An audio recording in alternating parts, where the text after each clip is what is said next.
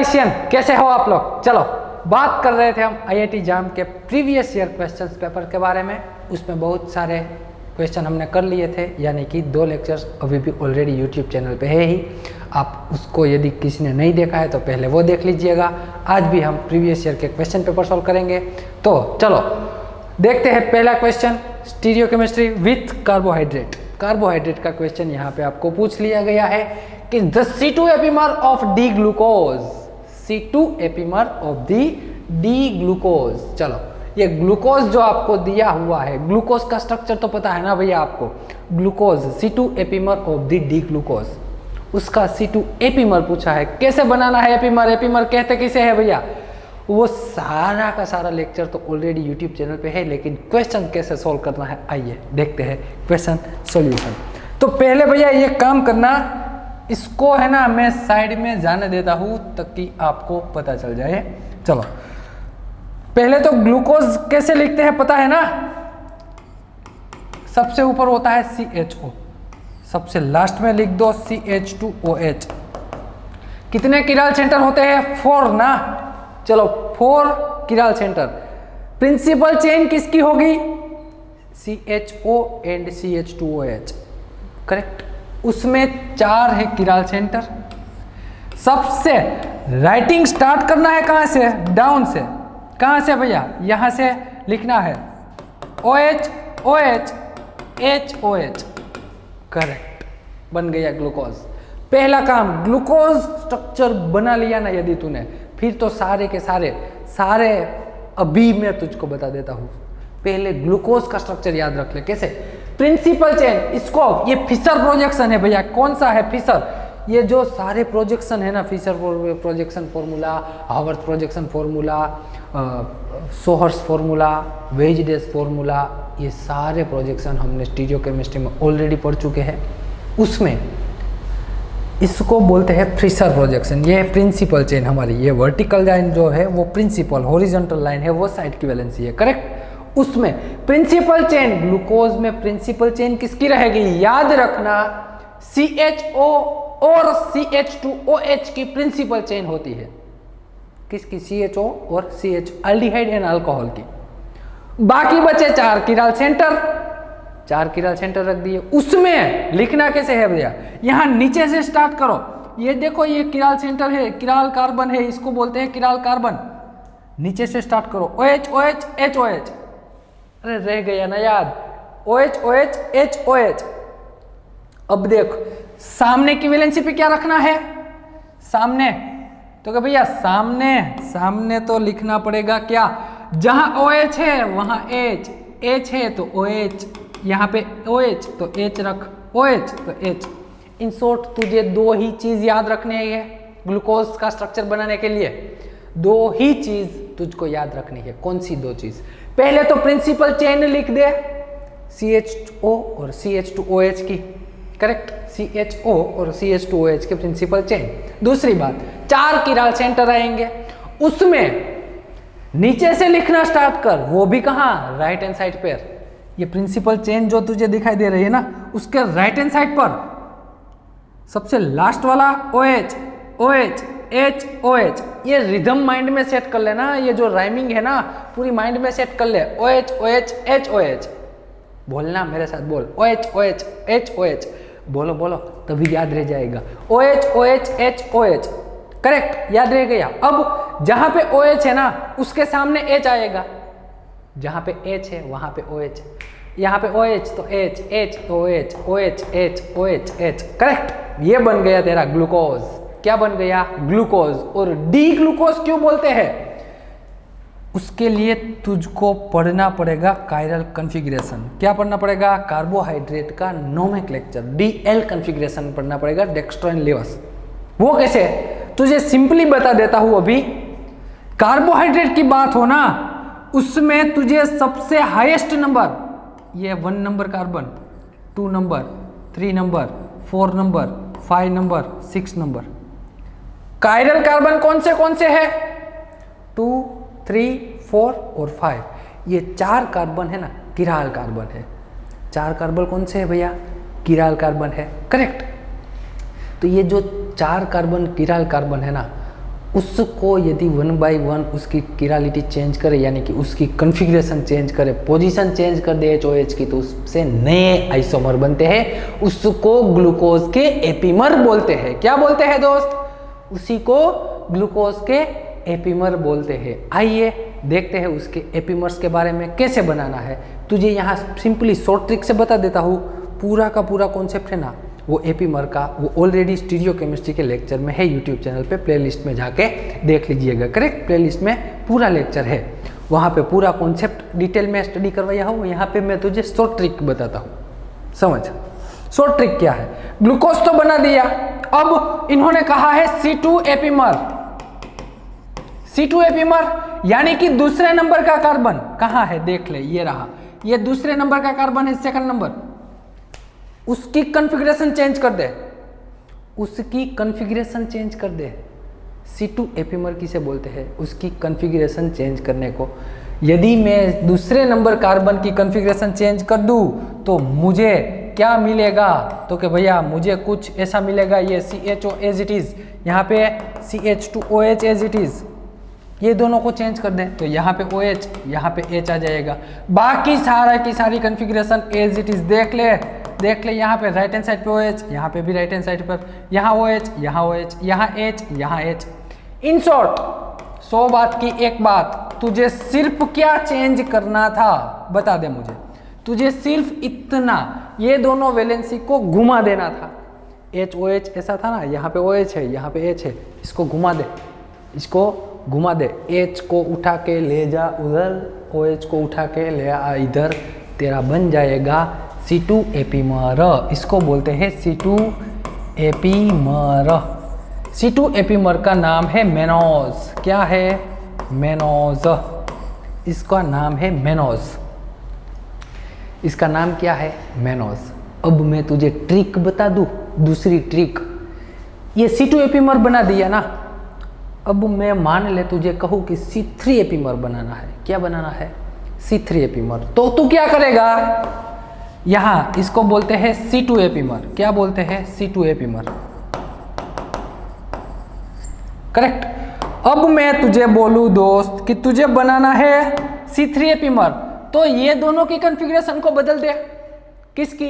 H, तीसरे carbon पे जो H और OH है उसकी पोजीशन को चेंज कर दे, बन जाएगा तेरा C3 एपीमर।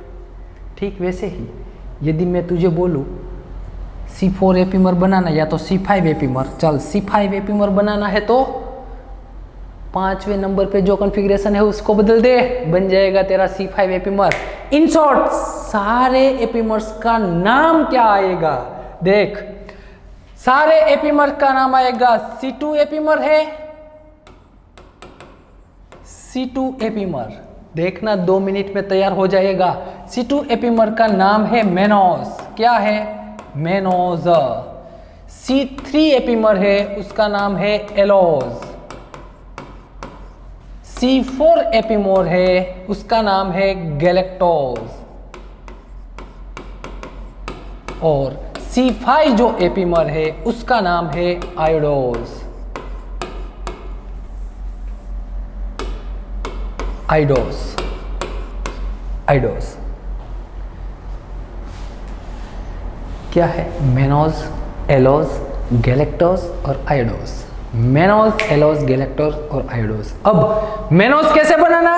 तो कि भैया यहां रहा, यदि मैंने देखो C2 की जब चेंज करो ना, दूसरे कार्बन की कॉन्फ़िगरेशन को आप उल्टाओ ना, बाकी सब कुछ एज इट इज होना चाहिए। चेक कर ले, यहाँ पे OH, OH as it is, H as it is, यहाँ पे H और OH की पोजीशन यहाँ पे सेम, यहाँ पे सेम। इन शॉर्ट जब तू C2 कार्बन की कॉन्फ़िगरेशन चेंज करना, उसको HOH उलट सुलट कर, तब बाकी C3, C4, C5 as it is रहेंगे। जैसे ग्लूकोज में होते हैं वैसे ही, ग्लूकोज में जैसे है वैसे ही एज इट इज। ठीक वैसे ही C3 की तू चेंज करेगा ना, तब 2 नंबर, 4 नंबर और 5 नंबर की एज इट इज रखनी, उसमें कोई सर्टिफिकेशन नहीं करना दोस्त। सिर्फ चेंज कहाँ है? C3 में। C4 में करना है तो C4 में, C5 एक ही में चेंज, दूसरा सब कुछ ग्लूकोज जैसा। करेक्ट। अब तो ये तेरा बन गया एपीमर, C2 एपीमर। अब इसको याद कैसे रखेंगे? मैगी खाता है ना, मैगी, AgI, ये बन गया तेरा C2 एपीमर, ये बन गया तेरा C3, C4, C5। Mannose, allose, galactose, idose. चल मैगी 2 मिनट में तैयार, तेरे चारों के चारों epimers mannose, allose, galactose and आयोडोज, चारों के चारों एपीमर 2 मिनट में तैयार। तुझे सिर्फ मैगी याद रखनी है, मैगी याद रह जाएगी, नाम तो एज इट इज याद रह जाए। M for mannose, A for allose, G for galactose and I for idose. Correct, याद रह जाएगा, इसमें कोई बड़ी बात है नहीं। चल आजा क्वेश्चन में, 2 मार्क्स का क्वेश्चन तुझे यहाँ पे पूछ लिया था, C2 एपीमर। चल टिक लगा दे, फटाफट टिक लगा दे, अब तो कोई बात है नहीं। तो अब यहाँ से आसानी से तू टिक लगाएगा कि C2 epimer of the glucose is mannose, C2 epimer of glucose is mannose. अब तेरे दिमाग में एक ख्याल आया होगा कि C1 एपीमर का नाम क्या है। C1 नाम का एपीमर और C6 नाम का एपीमर नहीं होगा, उसे एनोमर बोलते हैं। वो पूरा कॉन्सेप्ट यूट्यूब पे है, किसको एपीमर बोलना है, किसको एनोमर। एनोमर क्या होता है, एनोमर वो पूरा कॉन्सेप्ट है भैया, इतने में नहीं आएगा। अभी तो ये एपीमर का क्वेश्चन है, इसलिए मैंने यहाँ पे एपीमर की बात की। करेक्ट, चल सिंपल सी बात है। एपीमर कैसे बनाना है याद रह गए ना, जिसके पास कायरल सेंटर है ना उसके एपीमर बनने हैं। तो कायरल सेंटर 4 कार्बन के पास है। कौन से 4 कार्बन, ये देख 4 carbon, C2, C3, C4, C5 का ये 4 कायरल कार्बन है उसके पास है। तो उसके एपीमर बन गए। कहाँ गए उसके एपीमर, ये रहे mannose, allose, galactose and idose. Correct, Maggi बन गई 2 मिनट में, तूने खा ली। चल सिंपल सी बात थी। अब बढ़ते हैं हम आगे। IR स्पेक्ट्रोस्कोपी से क्वेश्चन पूछ लिया है, कार्बोनाइल की स्ट्रेचिंग फ्रीक्वेंसी पूछ ली है। किसकी भैया, कार्बोनाइल की स्ट्रेचिंग फ्रीक्वेंसी। ये जो कार्बोनाइल तुझे दिखाई दे रहा है ना सभी में, उसकी स्ट्रेचिंग फ्रीक्वेंसी उन्होंने पूछी है। कार्बोनाइल की स्ट्रेचिंग फ्रीक्वेंसी, सिंपल सी बात है। पूरी की पूरी स्पेक्ट्रोस्कोपी मैंने पढ़ाई है। IR स्पेक्ट्रोस्कोपी यूट्यूब पे अवेलेबल है आई थिंक, तो देख लेना। वरना 19 अप्रैल से जब हम लॉन्ग कोर्स स्टार्ट करेंगे उसमें तो फुली डिटेल में स्टडी करेंगे ही इस स्पेक्ट्रोस्कोपी के बारे में, वहाँ पे सारे क्वेश्चन करेंगे। लेकिन ये तो क्या है, आपको पता चले कि कैसे क्वेश्चन IIT एग्जाम में पूछे जाते हैं, सिंपल से होते हैं, कोई भी डिफिकल्ट होता नहीं है, आराम से देखो। अब मैं क्या करता हूँ, कार्बोनाइल है ना, जब कार्बोनाइल उसकी IR की फ्रीक्वेंसी में तुझे लिखवा देता हूँ, उसका ऑर्डर कार्बोनाइल का। तो एक काम कर, यहाँ पे नोट करके लिख ले पहले। चल नोट करके लिख, नोट करके लिख frequency of C double bond O stretching frequency, CO की स्ट्रेचिंग फ्रीक्वेंसी पूछ ली है। याद रखना मेरे दोस्त, सबसे हाईएस्ट होगी एसिड हैलाइड की। किसकी भैया, acid halide.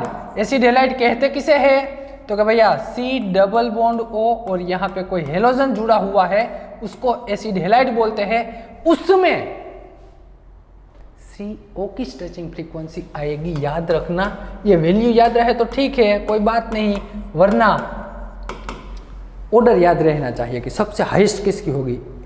1850 centimetre inverse, 1850 centimetre inverse acid halide की होगी। किसमें, इसमें किसकी, CO स्ट्रेचिंग फ्रीक्वेंसी। पहले तो तुझे ये पता है स्ट्रेचिंग फ्रीक्वेंसी किसे कहते हैं।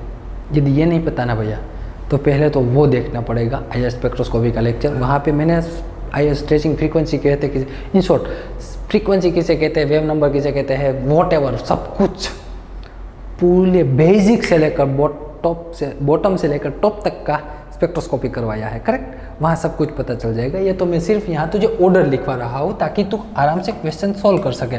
फिर आएगा एनहाइड्राइड। फिर क्या आएगा दोस्त, एनहाइड्राइड।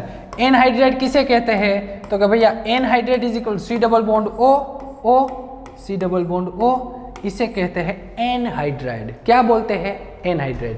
एनहाइड्राइड की फ्रीक्वेंसी होती है 1840 से लेकर 1800 सेंटीमीटर इनवर्स पहला पीक, दूसरा पीक मिलेगा 1780 से लेकर 1740 सेंटीमीटर इनवर्स।